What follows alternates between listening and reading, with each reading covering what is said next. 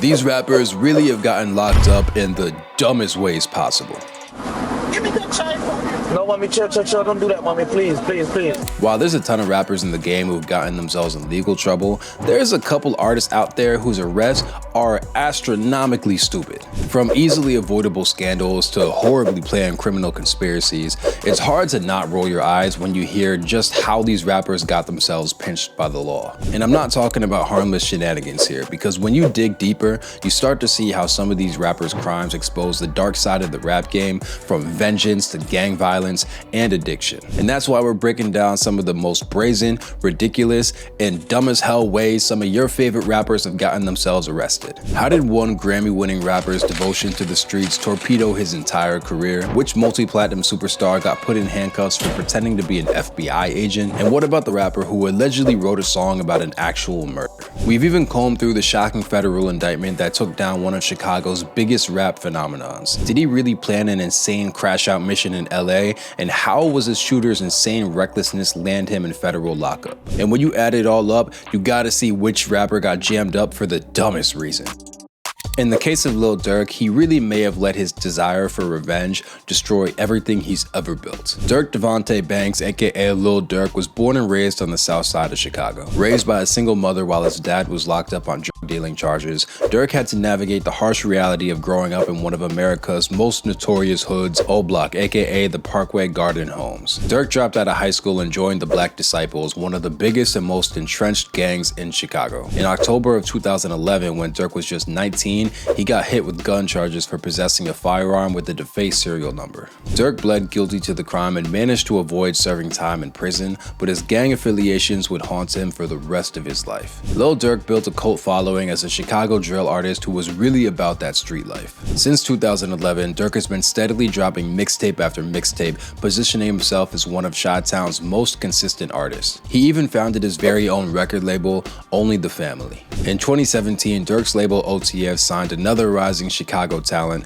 Davon DeWannen Bennett, aka King Von, who also happened to be another member of the Black Disciples. King Von and Lil Durk were a formidable duo. Their 2019 collab single Crazy Story 2.0 lit up the Billboard Bubbling Under Hot 100 chart, peaking at number 4. That very same year, both Durk and Von were arrested for allegedly robbing and shooting a man named Alexander Witherspoon outside an Atlanta restaurant. While the charges against Durk were later dropped, it seems pretty clear that success in the rap game couldn't keep him away from the streets. But November 6th of 2020, just after 3 a.m., King Von was involved in an altercation that ended tragically. A fight broke out outside the Monaco Hookah Lounge in Atlanta between King Von's entourage and a crew linked to a rival rapper Quando Rondo. Surveillance footage captured King Von throwing punches at Quando right before gunshots rang out. King Von sustained multiple gunshot wounds and was later pronounced dead at Atlanta's Grady Hospital. He was just 26 years old. The man identified with having shot King Von was none other than 22-year-old Timothy Lil Tim Leaks,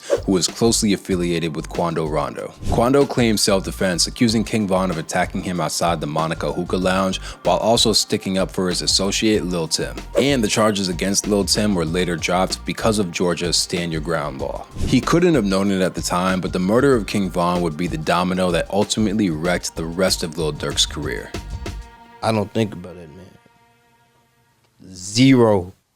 In the years after King Von's death, Durk achieved unprecedented success as one of Chicago's most prominent superstars. In 2020, just months after King Von's shooting, Lil Durk received his first top 10 Billboard song ever when he appeared on Drake's single Laugh Now Cry Later, which peaked at number 2. In 2021, after nearly a decade in the rap game, Lil Durk achieved his first #1 album ever when he teamed up with Lil Baby for their collab project, Voices of the Heroes. Later that year, Durk linked up with country artist Morgan Wallen for Broadway Girls, which peaked at number 14 on the Billboard charts and positioned Durk to be a major crossover star. But it turns out that while Lil Durk was conquering the Billboard charts, he may have also been planning for an insane murder-for-hire plot. According to the FBI, a crew of OTF members were allegedly dispatched from Chicago to LA to carry out a hit against Quando Rondo as revenge for the death of King Von 3 years earlier. An affidavit filed in federal court claims that Durk himself placed a bounty on Quando Rondo's head. On August 18th of 2022, OTF members allegedly learned that Quando had booked a hotel in LA. Sensing a golden opportunity, 5 crew members booked one-way flights from Chicago to San Diego and then arranged to travel up north to LA. At the very same time, Lil Durk himself flew on a private jet from Miami to LA, where he traveled with a man named Kevon London Grant. The FBI claims that a text message was sent from Durk's iCloud account to one of the OTF members who purchased a ticket that said, "Don't book no flights under my name."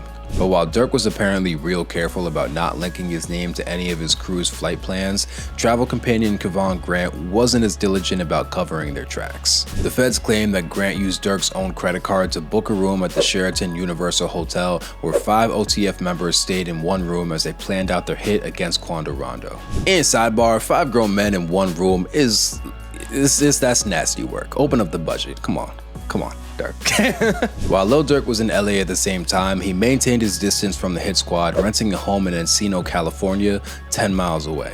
But the FBI claims that Kevon Grant continued to make purchases for the so-called OTF hit squad. Not only do they allege that Grant distributed weapons to OTF members, but they also claim that he bought ski masks from a sporting goods store and rented vehicles for them. The federal indictment details how Kevon Grant allegedly supplied them with a rented BMW and an Infiniti while supplying the team with fake license plates. Using those 2 vehicles, the OTF members then allegedly tailed Quando Rondo to his hotel, then a marijuana dispensary, and then a clothing store on Melrose Avenue. But when Quando pulled up to a gas station near the Beverly Center, an upscale LA shopping mall, the team decided to make their move. 3 masked men ambushed Quando Rondo and his cousin Savia Robinson, aka Band Up Pablo, resulting in a shootout. While Rondo survived the shootout, Band Up Pablo was ultimately pronounced dead at the hospital. The feds claim that within hours, the 5 OTF members were on a flight back to Chicago. While the attempt on Quando Rondo's life was unsuccessful, the shooters still unalived one of Rondo's closest friends and family members. This the only thing about this life shit, my nigga.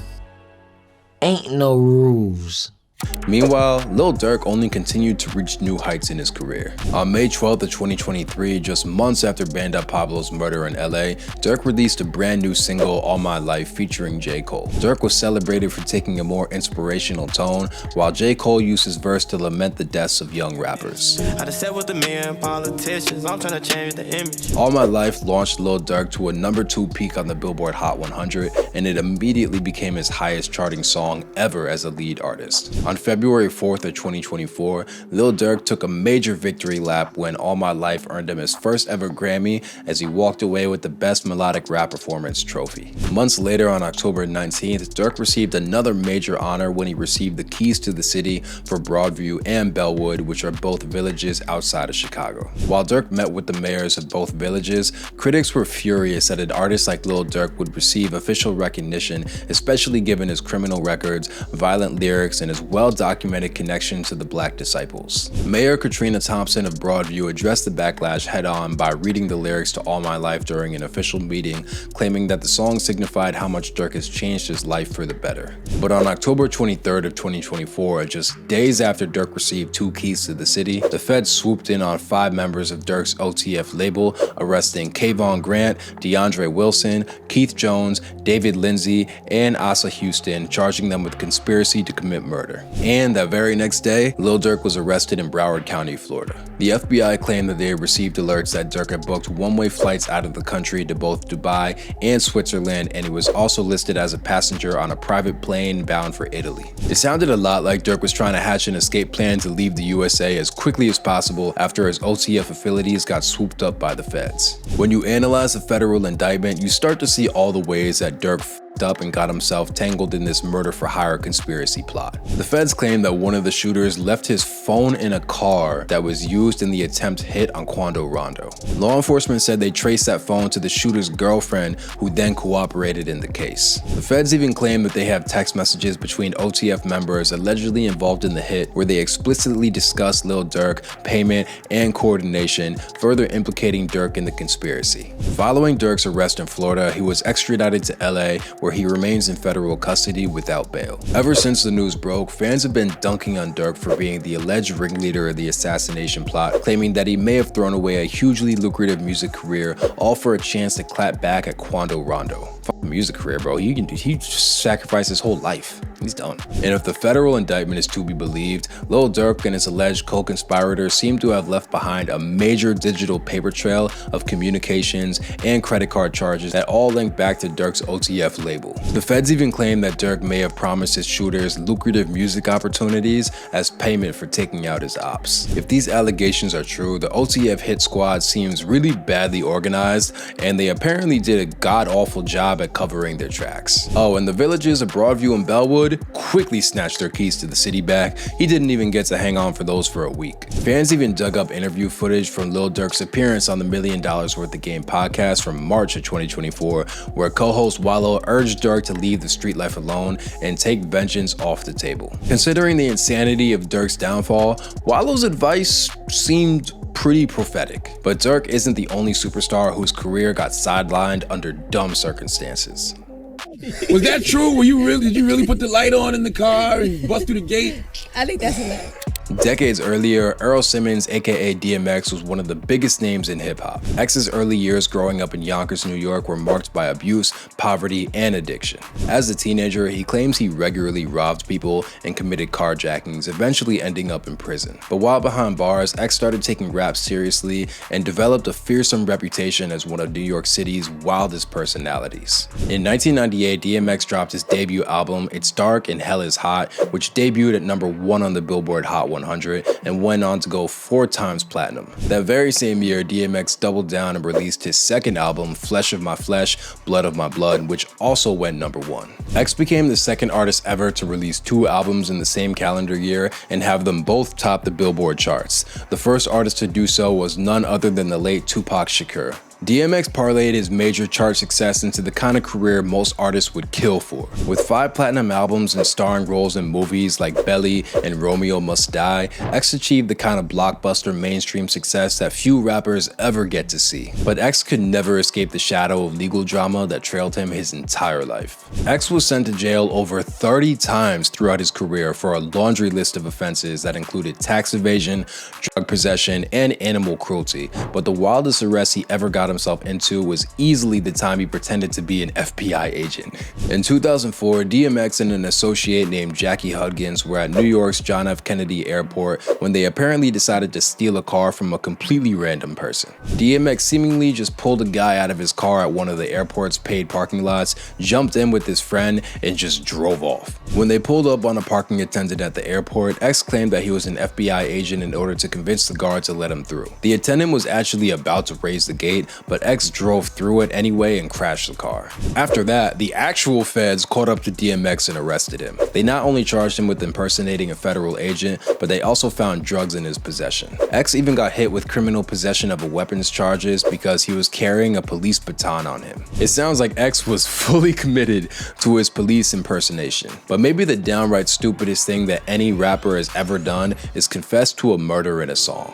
And that's exactly what happened to Ladarian Chandler, a 19-year-old rapper in Central Florida who was accused of using lyrics to brag about unaliving a rival gang member. According to authorities, Chandler got into an altercation with a 33-year-old man named John McGee on December 17th of 2022. Investigators claim that McGee was mean-mugging his ops when Chandler allegedly shot him in the back. McGee initially survived but refused medical care at the hospital and didn't name names. Authorities say that the suspect John McGee wanted to get revenge himself, but he didn't get a chance. 24 days after the shooting, McGee passed away of his injuries. The Polk County Sheriff's Department admitted that they struggled to solve the case until Ladarian Chandler was arrested for pulling a gun on someone else in the same area where John McGee was shot. Investigators connected the dots and unearthed a video where Ladarian Chandler raps about an indictment that's eerily familiar to what happened to John McGee.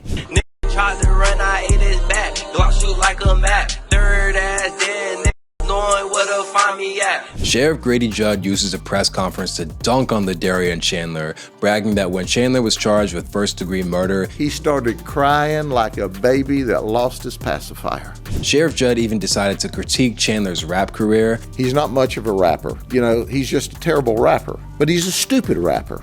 And not gonna lie, given the circumstances, he might be right about that one.